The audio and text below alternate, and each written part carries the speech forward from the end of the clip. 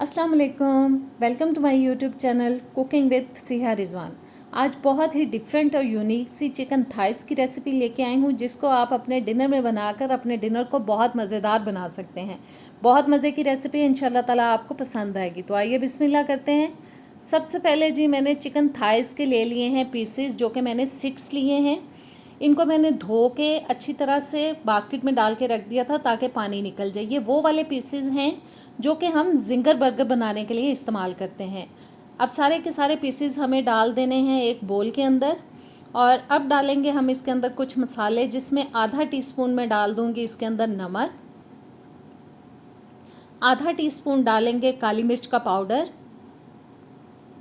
और अब जाएगा सफ़ेद सिरका, वाइट विनेगर 1 से 2 टेबलस्पून तक। और अभी हम इतने ही मसाले ऐड करेंगे इसके अंदर। हमें इनको अच्छी तरह से मिक्स करना है ताकि जो सिरका और नमक और काली मिर्च हमने इसके अंदर शामिल किया है हर पीस पे अच्छी तरह से लग जाए। और अच्छे से लगा देने के बाद हमें इसको थोड़ी देर के लिए मैरिनेट करना है। बहुत ज़्यादा टाइम नहीं देंगे, तकरीबन आधे घंटे के लिए मैं इसको मैरिनेट होने के लिए रख दूँगी। आधा घंटा गुजर जाने के बाद पैन के अंदर डाल देंगे 2 से 3 टेबलस्पून तक कुकिंग ऑयल। 2 टेबलस्पून तक मैंने ले लिया है जी बटर। और अब हमें इसको मेल्ट करना है अच्छी तरह से। और जब तक बटर मेल्ट हो रहा है, आप चैनल पर नए हैं, सब्सक्राइब नहीं किया तो प्लीज़ सब्सक्राइब करें, बेल के बटन को प्रेस करें, लाइक के बटन को ज़रूर प्रेस किया करें। और बेल के बटन को प्रेस करना इसलिए ज़रूरी है कि नई वीडियोस जो हैं वो सारी की सारी आप तक पहुंचती रहें। वीडियो अच्छी लगे तो प्यारा सा कमेंट भी कीजिएगा, लाइक शेयर भी कर दीजिएगा। बटर मेल्ट हो चुका है अच्छी तरह से। अब मैरिनेट किए हुए चिकन पीसेस जो हैं वो एक एक करके हम इस तरह से फैला के पैन के अंदर लगा देंगे और कोशिश करेंगे कि सारे पीसेस जो हैं एक ही दफ़ा में आ जाएं। बस इस तरह से हमें पकड़ना है एक एक पीस को और अच्छी तरह से फैला के पैन के अंदर इनको सेट कर देना है। बहुत टेस्टी रेसिपी है और बिल्कुल डिफरेंट भी है। आप इसको ट्राई कीजिएगा, इंशाल्लाह ताला आपको बहुत पसंद आएगी। पीसेस जनाब मैंने लगा दिए हैं। अब हमें 7 से 8 मिनट के लिए मीडियम लो फ्लेम पे इन्हें एक साइड से पका लेना है। तकरीबन 7-8 मिनट मैंने इनको पका लिया है मीडियम लो फ्लेम पे। और देखें कितना प्यारा सा कलर आ चुका है और काफ़ी गल भी चुके हैं। अब मैं इनकी साइड चेंज करा दूंगी। और साइड चेंज कराने के बाद दूसरी साइड को भी तकरीबन 7 से 8 मिनट के लिए हम मीडियम लो फ्लेम पे पकाएंगे ताकि उस साइड पे भी प्यारा सा कलर आ जाए। बस जी, साइड मैंने सारे पीसेस की चेंज करा दी है, थोड़े से चिपक चुके हैं पैन के अंदर। और इस साइड को भी हम पका लेंगे अच्छा सा कलर आने तक। 7-8 मिनट मैंने इस साइड को भी पका लिया है, दूसरी साइड से भी बहुत अच्छी तरह से ये पक चुके हैं। अब सारे के सारे पीसेस हमें पैन में से निकाल लेने हैं। और इसी पैन में हम डाल देंगे जी आधा टेबलस्पून अदरक और लहसुन का पेस्ट। इसको हम थोड़ा सा भून लेंगे, मकसद इसको थोड़ा सा सौते करना है। बस सौते करने के बाद अब डाल देंगे इसके अंदर प्याज, जो कि मैंने एक दरमियाने साइज़ का तकरीबन ले लिया था, उसको बारीक चॉप कर लिया है। और प्याज को हमें पकाना है जी गोल्डन सा कलर आने तक। बहुत डार्क कलर हमें इसके अंदर नहीं लेके आना है। बस जैसे ही गोल्डन सा कलर आ जाएगा तो नेक्स्ट स्टेप की तरफ चलेंगे। और प्याज देखें गोल्डन हो चुका है।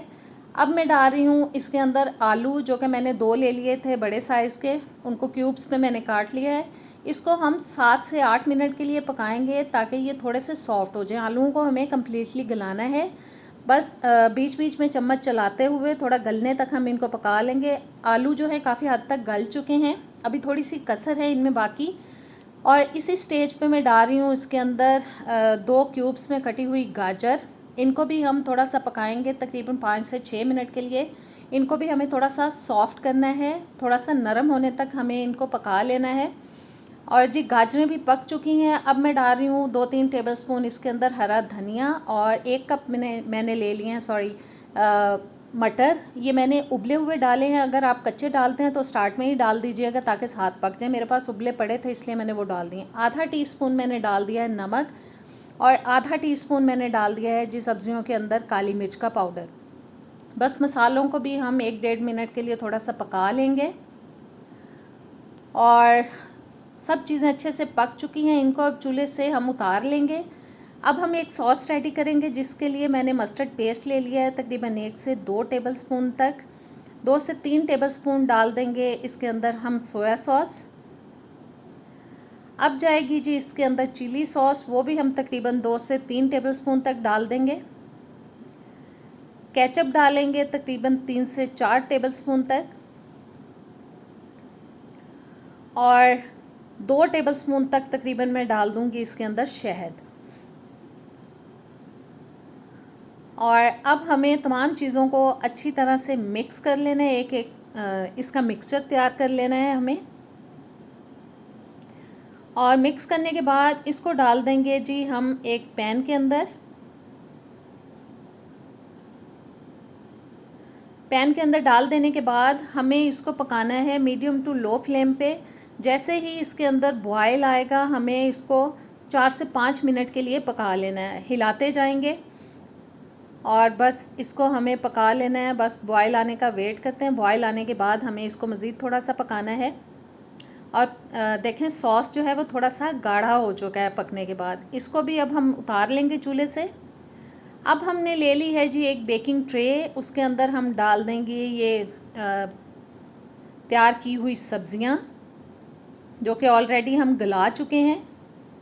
बस अच्छी तरह से पैन में से निकाल लेंगे सारी सब्ज़ियाँ और हमें इनको बेकिंग ट्रे की बेस में सेट कर देना है। फैला देंगे बस स्पैचुला की मदद से, इस तरह से बस फैला देनी है हमें।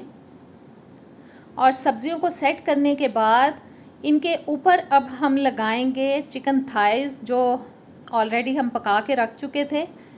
इनको भी हमें अच्छी तरह से सेट कर देना है। सब्ज़ियों को ऊपर से चिकन की मदद से कवर कर देना है। सारे पीसेस को हमें इस तरह से लगा देना है सब्ज़ियों के ऊपर।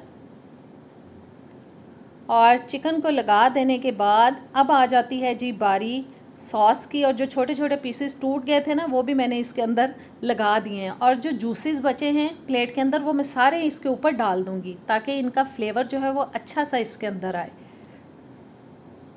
अब सॉस डालेंगे, बस इस तरह से फैला के हमें सारे चिकन के ऊपर इसको डाल देना है।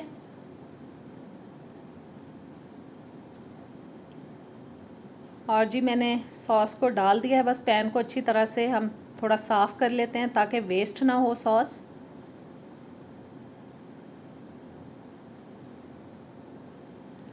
सॉस डालने के बाद अब आ जाती है बारी जी मिक्स्ड हर्ब्स की। इनका बहुत अच्छा फ्लेवर आता है। इस तरह से हमें ऊपर स्प्रिंकल कर देना है, थोड़ी सी छिड़क देनी है। 180 पे मैंने अवन को गर्म होने के लिए रख दिया था। इसको हम तकरीबन 35 से 40 मिनट के लिए बेक करेंगे। और देखें कितनी खूबसूरत इसकी शक्ल आई है।